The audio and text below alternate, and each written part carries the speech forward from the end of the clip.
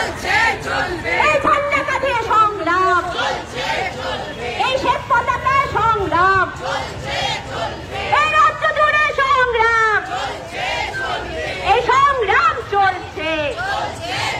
তোমার ভয় নাই, জয়নগরের ভয় নাই, সন্দেশখালীর ভয় নাই, মেখলিগঞ্জের ভয় নাই, বর্ধমানের ভয় নাই, কামদুনির ভয় নাই, মেখলিগঞ্জের ভয় নাই, পার্ক স্ট্রিটের ভয় নাই, আরজিকরের ভয় নাই, তিলোত্তমার ভয় নাই।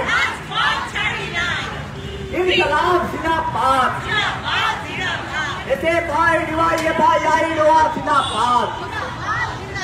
এই প্রতিরোধে লাল আগুনে খুনি দর্শকদের কালো হাত জ্বালিয়ে দাও, পুড়িয়ে দাও। 100 দিন কেটে যাওয়ার পরও এখনো চার্জশিট পেশ হলো না কেন? অপরাধ সিবিআই জবাব দাও। তদন্তে গরিমসি কার স্বার্থে অপরাধ সিবিআই জবাব দাও। বিচার ব্যবস্থাকে প্রহসনে পরিণত করতে চাইছো কার স্বার্থে অপরাধ মোদী সরকার জবাব দাও। একের পর এক দেশ পিছিয়ে শুনানি পিছিয়ে অপরাধ প্রধান পরিচয় দিচ্ছ কার স্বার্থে অপরাধ বিচার ব্যবস্থা জবাব দাও। ইনকলাব জিন্দাবাদ, এতে তাই ডিওয়াইএফআই জিন্দাবাদ। তিলোত্তমা ভেব না, তিলোত্তমা ভেব না, জয়নগর ভেব না, মেখলিগঞ্জ ভেব না, কামদুনি ভেব না, পার্ক স্ট্রিট ভেব না, সন্দেশখালী ভেব না, হাঁসখালী ভেব না, তিলোত্তমা ভেব না, উন্নাও ভেব না, হাতরাসও ভেব না, জয়নগর ভেব না, তিলোত্তমা ভেব না, আরজিকর ভেব না।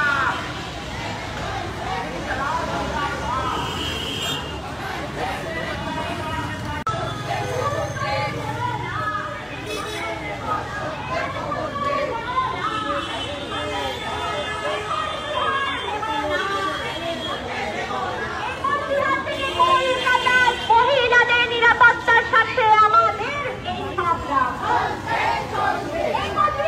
কলকাতা মহিলাদের নিরাপত্তার দাবিতে আমাদের সংগ্রাম চলছে, এই সংগ্রাম চলছে, এই সংগ্রাম চলছে,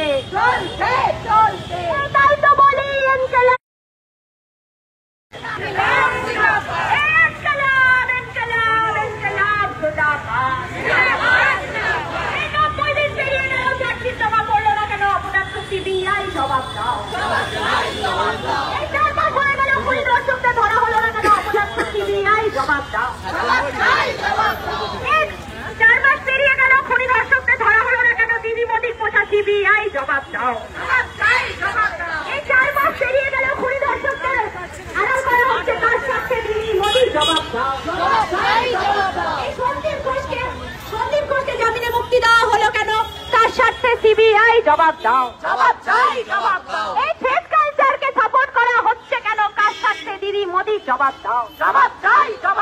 এই থ্রেড কালচারের বিরুদ্ধে আমাদের সংগ্রাম চলছে, এই থ্রেড কালচারের বিরুদ্ধে আমাদের সংগ্রাম চলছে, এই নারী নিরাপত্তার দাবিতে আমাদের সংগ্রাম চলছে, এই তিলোত্তমার ন্যায় বিচারের দাবিতে আমাদের সংগ্রাম চলছে, এই সংগ্রাম চলছে।